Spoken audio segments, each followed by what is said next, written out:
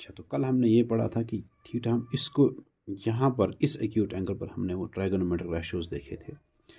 अब हम एंगल को चेंज कर रहे हैं, इसका हम मेजर रख रहे हैं थीटा, और फिर हम देख रहे हैं कि ट्राइगोनोमेट्रिक रेशियोज जो है वो किन साइड्स के रेशियोज आएंगे। जैसे साइन थीटा जो है, जिसको साइन ऑफ थीटा कहते हैं, वो है तो परपेंडिकुलर बाय हाइपोटेन्यूज ही है, तो वो इन्हीं दो का रेशो, लेकिन इस वक्त परपेंडिकुलर चेंज हो जाएगा। हाइपोटेन्यूज तो सेम रहता है, लॉन्गेस्ट साइड जो इस 90 डिग्री एंगल का अपोजिट साइड होगा, लेकिन जब हम जब हम एंगल को चेंज करते हैं, एक्यूट एंगल ये ले रहे हैं, तो उस वक्त इसका एडजेसेंट साइड वो उस वक्त हम बेस ले रहे हैं, और इसका अपोजिट साइड उस वक्त वो परपेंडिकुलर होता है। इस वक्त थीटा को यहाँ लिए, इसका मेजर मैंने थीटा रखा है, एंगल ये ले रहे हैं, इस एक्यूट एंगल पर ट्राइगोनोमेट्रिक रेशियोज निकाल रहे हैं। इस वक्त इसका अपोजिट साइड ये है, तो ये इस वक्त परपेंडिकुलर है, और इसका एडजेसेंट साइड ये है, इसलिए बेस इस वक्त ये है। तो साइन थीटा अब इस ट्रायंगल में आएगा perpendicular, some people have perpendicular by hypotenuse, वो BC divide by hypotenuse AC। जब थीटा इधर था, इसका नाम थीटा, ये इसका मेजर मैंने थीटा रखा था, तब वो आया था AB बाई AC, आज वो BC बाई AC आ रहा है। इसका मतलब है एक्यूट एंगल के चेंज करने से, अगर आप यहाँ देख रहे हो तो वो अलग दो साइड्स का रेशो आएगा, अगर आप यहाँ देख रहे हो तो वो अलग दो साइड्स का रेशो आता है। इसी तरह बाकी रेशोज का भी होगा। अगर आप कॉस थीटा लेंगे, करली black here, base by hypotenuse, अगर यहाँ देखेंगे, जो हमने कल देखा था उस वक्त बेस ये थी, इसका एडजेसेंट साइड, लेकिन इस वक्त ये एंगल है, एक्यूट एंगल ये है, तो इसलिए बेस ये है इस वक्त। तो करली ब्लैक हियर, कॉस होता है बेस बाय हाइपोटेन्यूज, बेस ये है, फिर आएगा AB डिवाइड बाय AC। तो कल साइन थीटा आया था जो हमने देखा था, या अगर आज भी हम देखेंगे थीटा, यहाँ इसका मेजर रखेंगे, तो फिर साइन थीटा जो आया था वो आज कॉस थीटा आ रहा है, ठीक। और जो आज साइन थीटा हम देख रहे हैं, कल मैंने आपको जो दिखाया था वो साइन थीटा आया था, वो कॉस थीटा आया था। चेंज होता है, आपको एंगल चेंज करने से साइड्स का रेशो, अलग अलग साइड्स का रेशो आता है, अलग अलग एक ट्रायंगल में। कभी इसका रेशो आएगा, आप थीटा चेंज करेंगे, साइन ही ले रहे हैं लेकिन वो इन दो का रेशो आता है।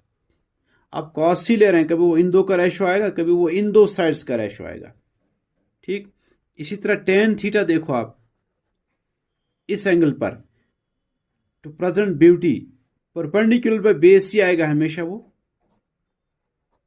लेकिन इस वक्त परपेंडिकुलर क्या है, BC, क्योंकि इस एंगल का अपोजिट साइड है BC, और पर बेस इस वक्त AB है। तो हम थीटा ये लें तो वो इस साइड को और इस साइड का ये डिवाइड बाई आता है, हम थीटा ये लेंगे तो वो उसका रेसिप्रोकल आएगा, ये बाई आएगा। बस ये एक बात थी। अब हम क्वेश्चंस करेंगे आगे। तो क्वेश्चन नंबर 1 है ये कि in triangle ABC right angle at B, AB 24 centimetre, BC 7 centimetre, आपको ये रेशियोज कैलकुलेट करना है, sine A, cos A, sine C और कॉस C। अच्छा, ABC राइट एंगल है, राइट एंगल एट B, यानी B पे 90 डिग्री एंगल बन रहा है, ये मतलब है राइट एंगल एट B। फिर AB 24 सेंटीमीटर, ये साइड है AB 24 सेंटीमीटर है, और BC 7 सेंटीमीटर है। आपको ये रेशो साइन A, अच्छा पहले आप देखो साइन A मतलब है वर्टेक्स A पर जो एंगल बन रहा है उस पर साइन।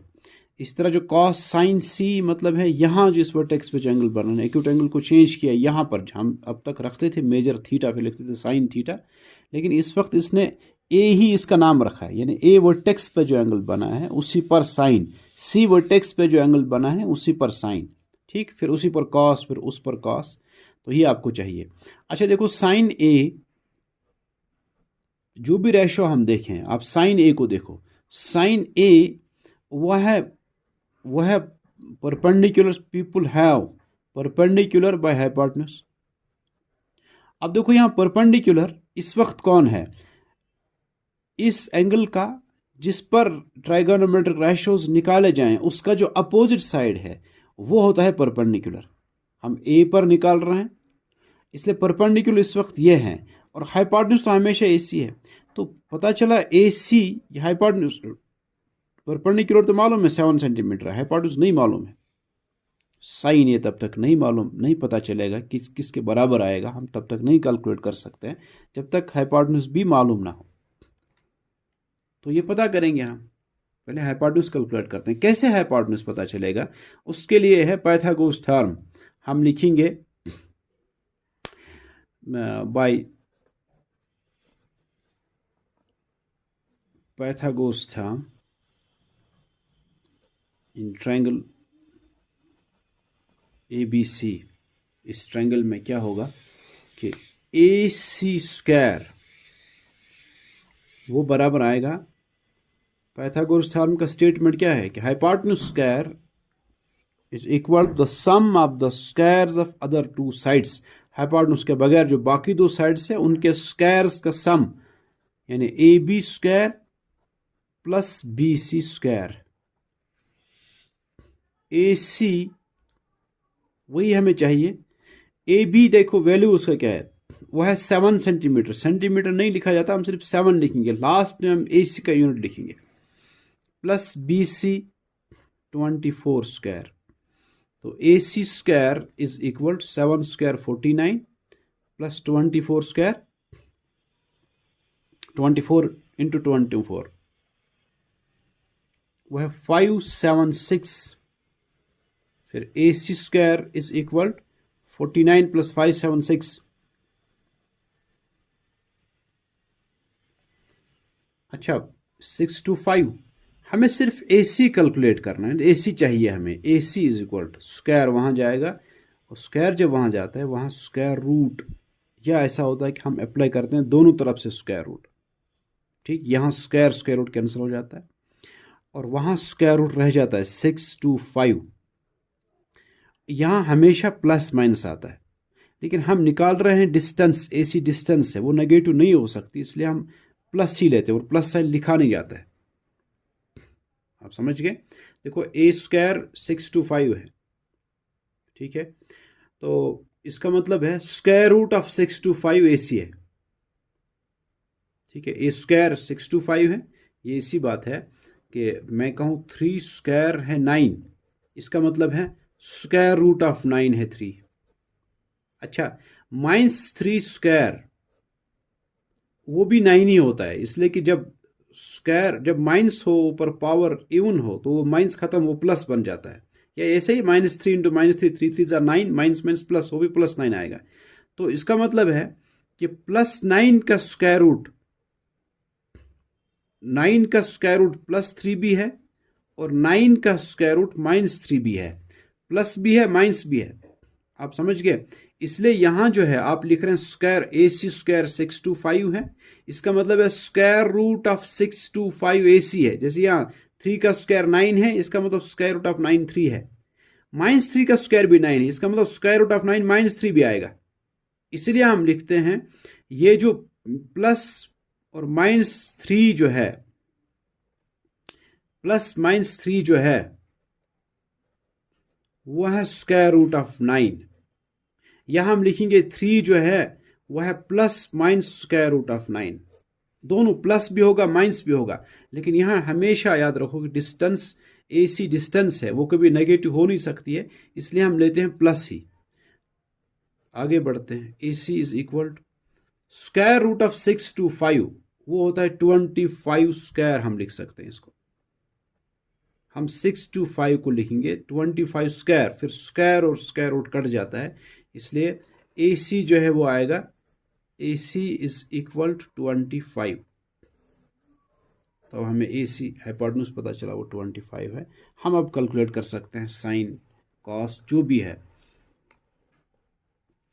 आपको पहले साइन A चाहिए। साइन A मैंने कहा वो परपेंडिकुलर पर हाइपोटेन्यूज होता है, और परपेंडिकुलर इसमें कौन है, इस पर साइन निकाल रहे हैं, इस पर, इसका अपोजिट साइड BC है, तो वो BC डिवाइड बाय हाइपोटेन्यूज वो AC है। तो sine of A is equal to BC 7।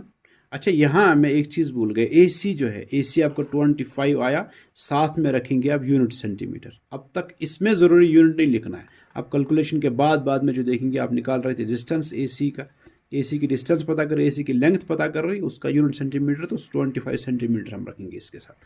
अब यहाँ sine A is equal 7 centimetre divide by 25 centimetre. अच्छा, सेंटीमीटर सेंटीमीटर कैंसिल हो जाता है, इसलिए ये रेशो है, रेशो का कोई यूनिट नहीं होता है, ये 7/25 आंसर आएगा। ठीक है, उसका भी सेंटीमीटर, इसका भी सेंटीमीटर, कैंसिल हो जाएगा, इसलिए रेशो का कोई यूनिट नहीं होता, ये सिंपल 7/25 आएगा साइन A। अब देखो cos A, cos A, cos लेकिन इसी एंगल पर, जो एंगल ए जो यहां बन रहा है वर्टेक्स है पर, इसी पर कॉस है।